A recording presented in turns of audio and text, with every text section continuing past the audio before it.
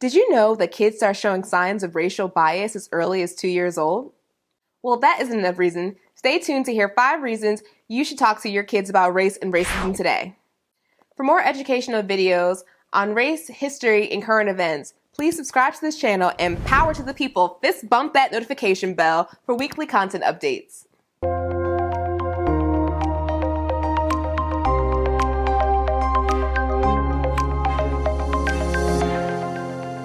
Hi YouTube, welcome to the Anti-Racism Academy. Brandy Blocker Anderson here. I'm a triple Ivy League educated lawyer, educator, activist, and the mother of an adorable 3-year-old named William. I've learned so much on this journey we call parenthood. Everyone says that babies are like sponges, but in reality, they're more like supercomputers. Under those cute little curls are powerful minds constantly processing information and cataloging it away for future use. This is why we cannot slack on educating our children about race, because if we want our future leaders to solve the problems of tomorrow, we have to build the foundation today. So strap those thinking caps on, and let's get into the top 5 reasons to talk to your kids about race. Number 5, kids notice race early. It's a common myth that children are too young to notice race. But according to the American Academy of Pediatrics, as early as 6 months, a baby's brain can notice race-based differences, like skin color or eye color. By ages 2 to 4, children can internalize racial bias. By age 12, many children become set in their beliefs.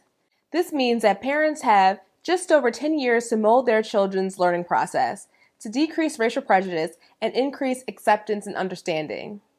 And we haven't even gotten to puberty yet. Whether we like it or not, children first learn about race from parents, teachers, and their peers. Number 4, children learn racist ideology early. Another misconception is that kids are too young to understand or take on racist ideas. Parents think that children don't notice differences and like everyone they meet. However, there is much evidence that very young children use racial stereotypes and labels. One of the most well-known studies of the effects of racism on young children was by a woman named Dr. Mamie Clark. Dr. Clark's master's thesis, entitled The Development of Consciousness of Self in Negro Preschool Children, revealed that Black children as early as 3 years old had internalized anti-Black or pro-white biases. Dr. Clark and her husband expanded on the study to contribute evidence for the landmark Supreme Court case Brown versus the Board of Education. Other studies suggest that in preschool children of color who have direct contact with white people, they tend to prefer white dolls over dolls with darker skin and have negative attitudes about their racial identity.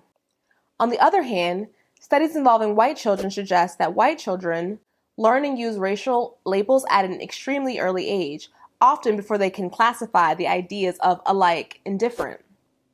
They tend to feel good about themselves because of their race, associate white with good and Black with bad in doll play, and those who are exposed to a lot of television tend to believe that Black people are trying to take over the country, Black people are given unfair advantages, and they tend to associate Black people with violence and crime. So where does a 3-year-old learn about race? You guessed it, from you. As parents and teachers, we communicate our biases to children in everything we say and do, from the words to tone of our voice to our body language around those who are considered different.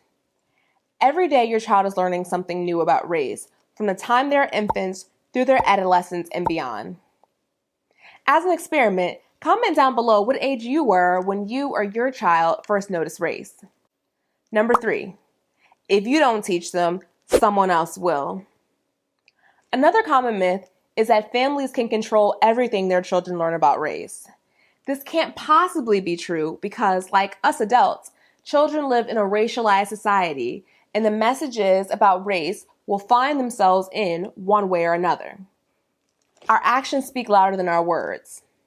As children develop, they are actively learning messages about race from peers, television and movies, books, and especially YouTube and the internet. Parents and teachers may think we are protecting our kids from the harsh realities of race and racism, but in fact, by avoiding the subject entirely, we do our children a disservice by leaving them to process these messages without the guidance of a trusted and knowledgeable adult. Until kids have the ability to critique these sources on their own, parents and teachers have a responsibility to explain that these racist ideas and the images they see are false and based on unfairness. Number 2, developing racial bias does not happen overnight. As previously mentioned, children are actively taking in messages from a variety of sources. Kids are not being socialized passively, but rather they are actively learning race and racism every day. We need to check in constantly to see what our kids are thinking. As children master language, begin to express their beliefs, and act on their beliefs, we get a sense of what they know. If we don't take the time to talk to them now to see how they're being socialized, we may be in for a surprise later on down the line. And number 1, today's kids will grow up to be tomorrow's leaders. In How to Be an Anti-Racist, Dr. Ibram X. Kendi argues that we can reach the goal of becoming an anti-racist society if we focus on power instead of people, if we focus on changing policies instead of groups of people. However, policy is developed by people who, maybe with the exception of Benjamin Button, begin as children. Children who form racial biases grow up to become policymakers with racial biases. And that, dear viewers, is called the cycle of systemic racism. If kids do not learn about race from an early age, they will inevitably perpetuate it or repeat the same injustices that currently exist. Growing up in a segregated, racist society influences all children's development, albeit differently. Political bodies, like the majority older white male federal and state legislatures, are likely made up of folks who never had explicit education about race and racism in the U.S., and likely grew up watching racist cartoons and internalizing racist ideas from their families, schools, and communities. Failing to teach children about race and racism has a negative impact on us all. On the flip side, teaching about race is not all doom and gloom. Parents and teachers can use anti-racist education or explicit education about the role of race and racism in our society for the purpose of empowering children and dismantling racism to create a healthier and more socially aware society. We must actively teach. Comment down below if you were actively taught about race and racism, or if you actively teach your kids about it. And if you'd like to test how much you or your children notice about race, I've included a link to download a one-page self-reflection survey to assess your and your child's racial awareness. Finally, if you'd like to learn more about talking to your kids about race or about race and anti-racism generally, please follow the link in the description below to sign up for the Anti-Racism Academy email list. So what do you think about these reasons? Comment down below. And if you liked this video or found it at all helpful, please power to the people, fist bump that like button, and subscribe to this channel for more related content, such as the videos shown on screen. Once again, I've been your host, Brandy Blocker Anderson. Thank you so much for watching.